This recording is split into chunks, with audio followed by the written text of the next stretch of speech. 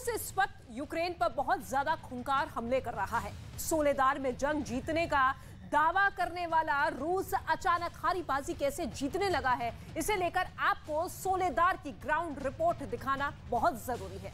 आपको पुतिन के 3 बड़े खतरनाक मोर्चों की पूरी डिटेल मिल जाएगी।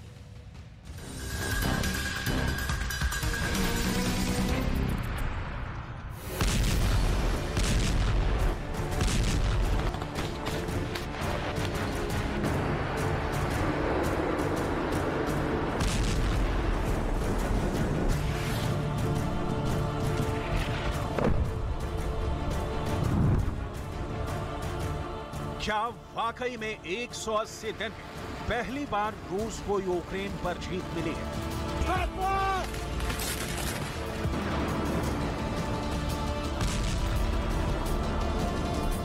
क्या यूक्रेन के सोलेदार में पुतिन को जीत का पहला और सबसे बेशकीमती तोहफा मिला है?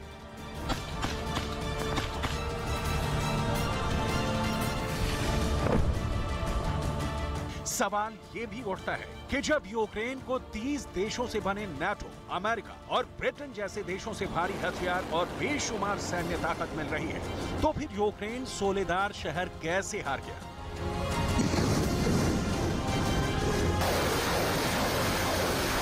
डिफेंस एक्सपर्ट्स ये क्यों कह रहे हैं कि सोलेदार में ज़ेलेंस्की को ऐसा धोखा मिला है जिसकी वजह से अब पुतिन बहुत जल्द पूरे यूक्रेन पर कब्जा कर लेंगे?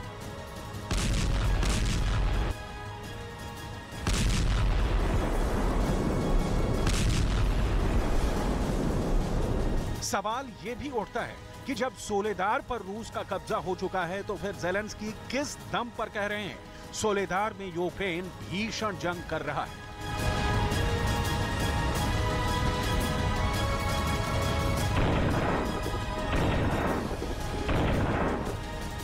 अगर पुतिन सोलेदार के सम्राट बन चुके हैं, तो क्या अब यूक्रेन के बख्मत पर रूस कयामत बनकर टूट पड़ेगा?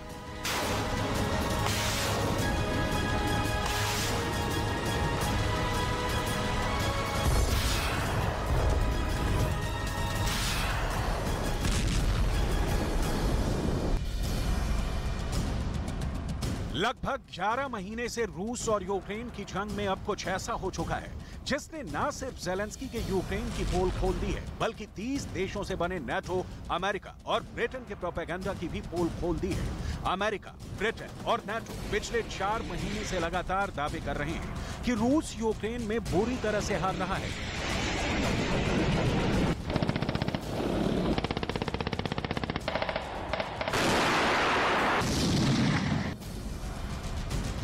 अमेरिका के खुफिया एजेंट तो यहां तक दावे कर रहे थे कि रूस के पास हथियार खत्म होते जा रहे हैं और बहुत जल्द पुतिन की फौज जंग हार जाएगी।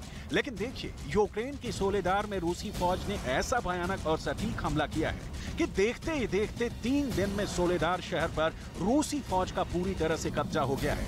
रूस के रक्षा मंत्रालय ने डंके की चोट पर ऐलान किया है कि नमक की सुरंगों और बेशकीमती खनिजों से भरा यूक्रेन के सोलेदार पर अब रूस का कब्जा हो चुका है और यूक्रेन सोलेदार हार गया है।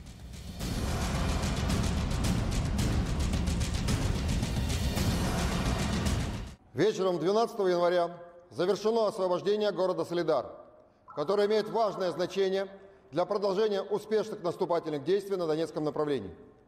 Установление полного контроля над Солидаром позволяет отрезать пути снабжения украинских войск в расположенном юго-западнее городе Артемовск, после чего заблокировать и взять в котел оставшиеся в нем подразделения вооруженных сил Украины.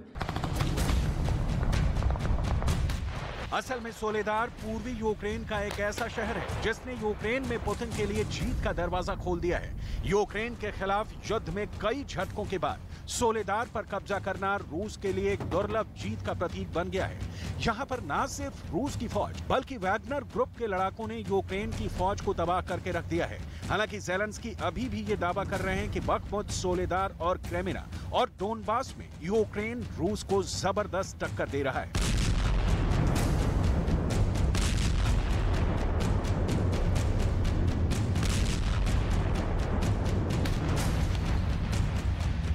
Провів сьогодні розширену нараду щодо підсумків візиту в Сполучені Штати Америки та реалізації домовленостей.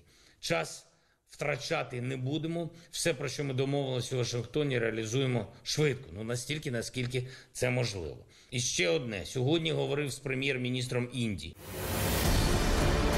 अभी 2 दिन पहले ही पुतिन ने जनरल वालेरी गेरासिमोव को यूक्रेन में स्पेशल ऑपरेशन का चीफ कमांडर बनाया है, जिनके अंडर में 3 डिप्टी कमांडर युद्ध में कूद पड़े हैं। ऐसे वक्त में सोलेदार में रूस को मिली जीत ने पुतिन के मिशन में ऑक्सीजन फूंक दी है।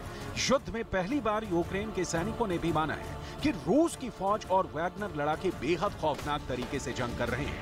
यूक्रेन की सेना के कमांडर का यहां तक दावा है कि जैसे ही हम रूस के 50 सैनिकों को मारते थे, उसी वक्त रूस के 100 सैनिक हम पर हमला कर देते हैं। यहाँ तक कि रूस के सैनिक जंग जीतने के लिए इतने खूंखार और बेरहम हो चुके हैं कि वो अपने मरे हुए साथियों की लाशों को रौंदते हुए आगे बढ़ रहे हैं।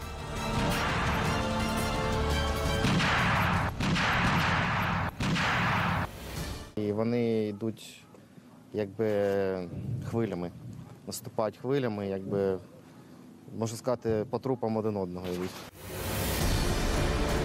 पूर्वी यूक्रेन के डोनेस्क इलाके में सोलेदार शहर आता है। ये डोनेस्क का वही इलाका है जिसे रूस ने अपने साथ विलय कर लिया है, जबकि यूक्रेन लगातार डोनेस्क को बचाने के लिए पूरा जोर लगा रहा था। डॉनबास प्रांत का डोनेस्क इलाका सैन्य रूप से रूस के लिए बेहद अहम था। जानकारों के मुताबिक इसीलिए पुतिन ने नमक की सुरंगों वाले शहर सोलेदार पर कब्जा करने के लिए पूरा जोर लगा दिया। वॉर जोन से मिले इनपुट के मुताबिक रूस ने सोलेदार पर कब्जा करने के लिए बेहद घातक तरीके इस्तेमाल किए थे।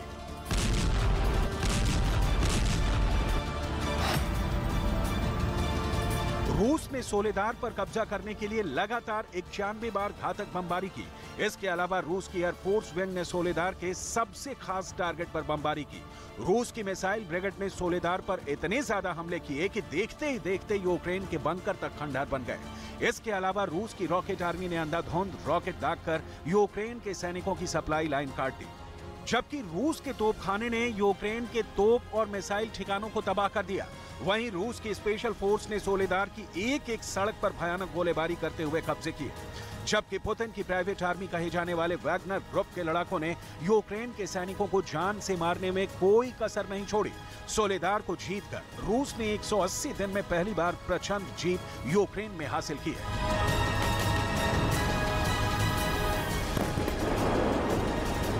डिफेंस एक्सपर्ट्स के मुताबिक यूक्रेन में रूस की पिछले 180 दिनों में ये सबसे बड़ी और दुर्लभ जीत है। इस जीत ने पुतिन के इरादों को और सख्त बना दिया है, क्योंकि डोनेस्क पीपल रिपब्लिक के क्षेत्र रूस के लिए नाक की लड़ाई बन चुका है। डोनेस्क क्षेत्र से रूस और यूक्रेन की 815 किलोमीटर की सीमा लगती है, जो रूस के लिए सैन्य रूप से बेहद अहम है।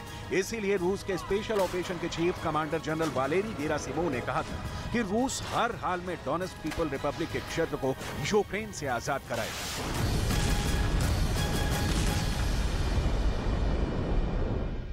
Время линия боевого соприкосновения растянулась на 815 километров.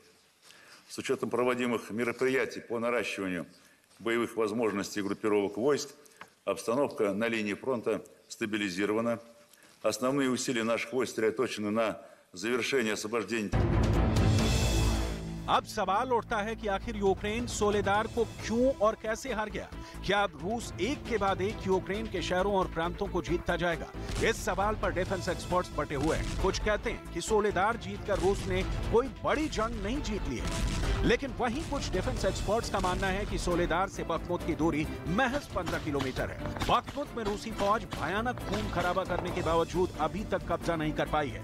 ऐसे में सोलेदार में रूस का कब्जा होने के बाद अब बखमुत पर रूस आसानी से कब्जा कर लेगा, क्योंकि यूक्रेन को अब सोलेदार की तरह से हथियार, गोला बारूद, टैंक और तोप की सप्लाई नहीं हो पाएगी। इसी को लेकर ज़ेलेंस्की के पसीने छूट रहे हैं। रूस के कमांडर अब बेहद जोश में आ चुके हैं। अकेले सोलेदार में ही यूक्रेन के 700 सैनिकों और 300 से ज्यादा फौजी यूनिट को रूस ने सिर्फ 3 दिन में तबाह कर डाला है।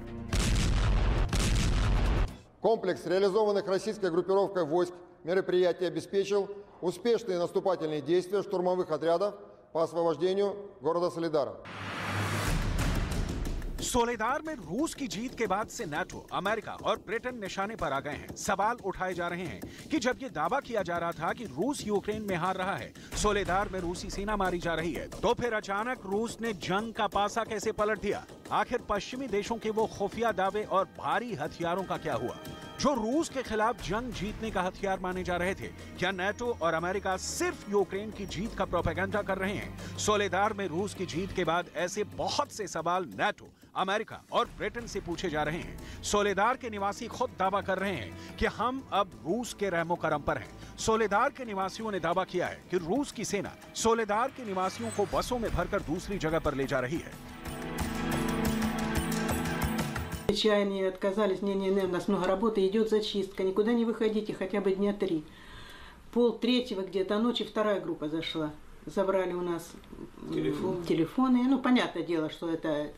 Ну и сказали, готовьтесь, будет эвакуация. Ну вот мы приготовились. И нам сказали где-то к часам к 6, сказали, а пришли в час дня и забрали, давайте быстро-быстро в наш подвал, там где они были. И мы туда 6, начало 7 там сидели. सोलेदार में यूक्रेन की हार ने ज़ेलेंस्की की पोल खोल दी है। ज़ेलेंस्की टीवी पर आकर सिर्फ जीत के दावे करते रहे, जबकि जमीन पर रूस जीतता जा रहा है। ज़ेलेंस्की के हाल के बयानों और सोलेदार में यूक्रेन की हार से ये साबित हो गया कि ज़ेलेंस्की को अपनी सेना के सभी ऑपरेशन की सही जानकारी नहीं है। इसका मतलब ये हुआ कि यूक्रेन की फौज के पास पश्चिमी देशों के हथियार बहुत कम पहुंच रहे हैं, जिसकी वजह से अब यूक्रेन हारने लगा है। यानी जो ज़ेलेंस्की रोज गुहार लगा रहे थे कि नाटो और अमेरिका जंग में रूस के खिलाफ खुलकर युद्ध करें, वो ज़ेलेंस्की सही थे। इसका मतलब ये हुआ कि जनवरी से फरवरी तक यूक्रेन के बहुत बड़े इलाके को रूस जीत लेगा। यानी इस वक्त मांस की चक्की में यूक्रेन की सेना पिस रही है, जिस पर रूस के भयानक हमले हो रहे हैं। Российских войск в районе проведения специальной военной операции с 12 часов московского времени 6 января соблюдает режим прекращения огня вдоль всей линии боевого соприкосновения.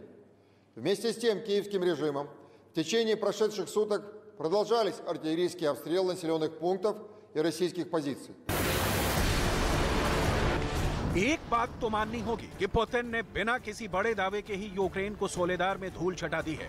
पुतिन सोलेदार के सम्राट बन चुके हैं और बख्मुत और कीव को मिलाकर 13 शहरों पर रूस भयानक हमले जरूर करेगा। बेशक सोलेदार की जीत अभी रूस की शुरुआत हो, लेकिन इस जीत ने यह संकेत जरूर दे दिया है कि पुतिन का रूस अब रुकने वाला नहीं है।